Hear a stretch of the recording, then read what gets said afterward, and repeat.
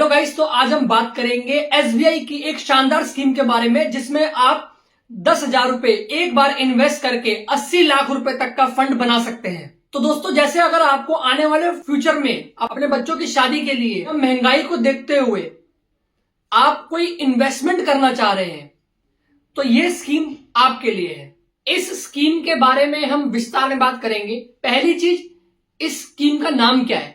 SBI magnum children benefit fund. पिछले एक साल के रिटर्न की बात करते हैं तो 28% रहा है।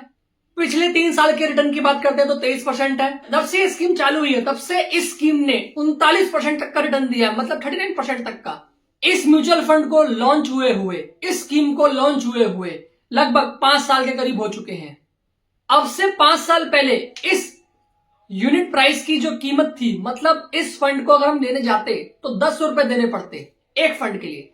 अभी के हिसाब से इस फंड की जो वैल्यू है वो है 39 रुपीज एक फंड के लिए। अगर आप इस फंड के अंदर 5 साल पहले 1,000 रुपए इन्वेस्ट करते तो आज वो 4,000 रुपए हो जाते, और अगर 10,000 रुपए इन्वेस्ट करते तो 40,000 हो जाते, और अगर 1 लाख रुपए इन्वेस्ट करते तो 4 लाख रुपए हो जाते। अगर आप यही पैसा किसी फिक्स डिपॉजिट में, मतलब एफडी में इन्वेस्ट करते तो लगभग 10 साल का टाइम लग जाता इतना बढ़ने में।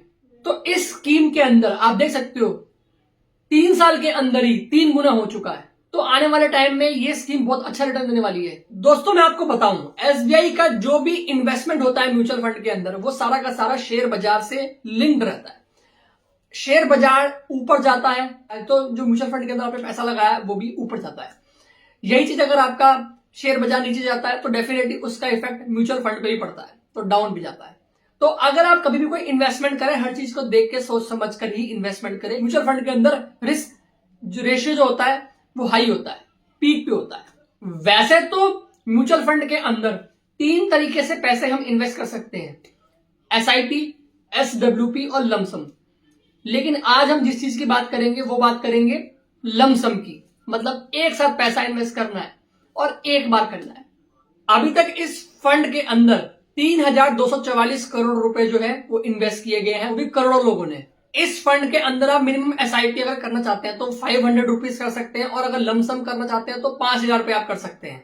इस म्यूचुअल फंड के अंदर मैक्सिमम इन्वेस्टमेंट की कोई लिमिट नहीं है। इस स्कीम का लॉकिंग पीरियड है 5 साल। दोस्तों, वैसे तो इस स्कीम के अंदर ऑल टाइम रिटर्न 39% कर रहा है, मतलब 39% का। तो हम यहाँ पे 21% का एक रेशियो लेके चलते हैं कि अगर आपने इस स्कीम के अंदर 10,000 रुपए इन्वेस्ट करे, वो भी लमसम, मतलब एक बार, वो भी 10 साल के लिए, तो यहाँ पे हमने 21% के हिसाब से रिटर्न, 21% रिटर्न के हिसाब से जो आपका एस्टिमेटेड फंड बनेगा, इंक्लूडिंग 10,000 रुपए जो आपने पे किया है, वो बनेगा 67,275 रुपीज।